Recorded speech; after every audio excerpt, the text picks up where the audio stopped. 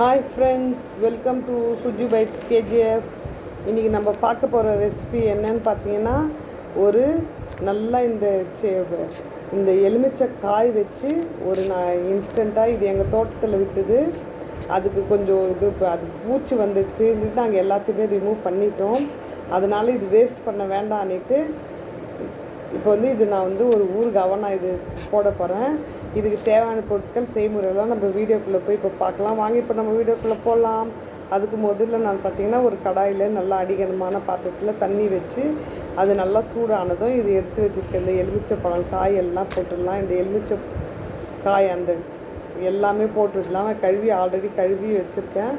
எல்லாத்தையும் சேர்த்துட்டு சேனலுக்கு யாராவது புதுசாக இருந்தால் ப்ளீஸ் சப்ஸ்கிரைப் பண்ணிக்கிங்க. கடைசி வரைக்கும் பார்த்துட்டு வீடியோவை பார்த்துட்டு ஒரு லைக் ஒரு கமெண்ட் போடுங்க. எல்லாத்தையும் நம்ம சேர்த்துட்டு நல்லா ஒரு கொதி வரட்டும். பாருங்கள், இது கலரெல்லாம் மாறின்னு வருது.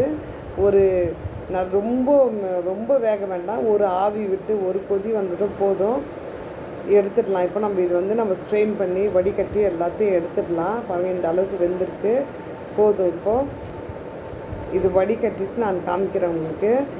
இது நல்லா சூடு கம்ப்ளீட்டாக ஆறணும். போதும், இந்த அளவுக்கு போதும். நம்ம இப்போ எடுத்துக்கலாம். இது வடிகட்டிட்டு நல்லா சூடெல்லாம் ஆறட்டும். ஆறுனுக்கு முன்னாடி இப்போ நான் ரொம்ப சின்னது காயாக இருக்குது. அதனால் ஒரு ஸ்லிட்டு ஒரு நடுவில் ஒரு கோடு போட்டு வச்சுருக்கேன். அவ்வளோதான். இது இருக்கட்டும். அடுத்து பார்த்திங்கன்னா அடிகனமான அதே கடாயை வச்சுட்டு நல்லா இதுக்கு நல்லா இது ஒரு 2 kg அளவுக்கு காய் இருக்குது. நல்லா ஒரு 3 டேபிள் ஸ்பூன் வெந்தயம், 3 டேபிள் ஸ்பூன் கடுகு சேர்த்துன்னு இருக்கேன்.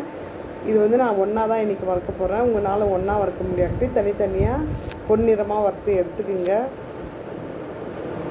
நல்லா பொன்னிறமாக வறுக்கணும். ட்ரை ரோஸ்ட் பண்ணி எடுங்க. அப்போ தான் அதனுடைய ஃப்ளேவர் நல்லாயிருக்கும். வீடியோ இது கண்டிப்பாக ஒரு வாட்டி ட்ரை பண்ணுங்கள். ரொம்ப சூப்பராக இருக்குது. ஈஸியாக கொஞ்சம் சீக்கிரம் சட்டுன்னு பண்ணிடலாம். இது நம்மக்கிட்ட எலுமிச்சை பழம் இருந்துச்சுன்னா அவ்வளோதான். இந்த பொன்னிறம் வந்ததும் எல்லாத்தையும் நான் வேறு பாத்திரத்தில் எடுத்து வச்சு சூடு ஆறட்டும்.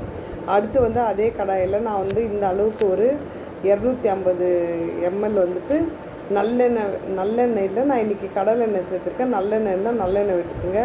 ஒரு 2லேருந்து 3 டீஸ்பூன் கடுகு சேர்த்துட்டு ஒரு 1/4 டீஸ்பூன் ஜீரகம் சேர்த்துட்ருக்கேன். நல்லா அதெல்லாம் பொரியட்டும். நல்லா இப்போ பார்த்திங்கன்னா பெருங்காயம் சேர்த்துக்கலாம். நல்லா பெருங்காயம் நல்லா ஒரு டேபிள் ஸ்பூன் அளவுக்கு நீங்கள் சேர்த்துக்குங்க.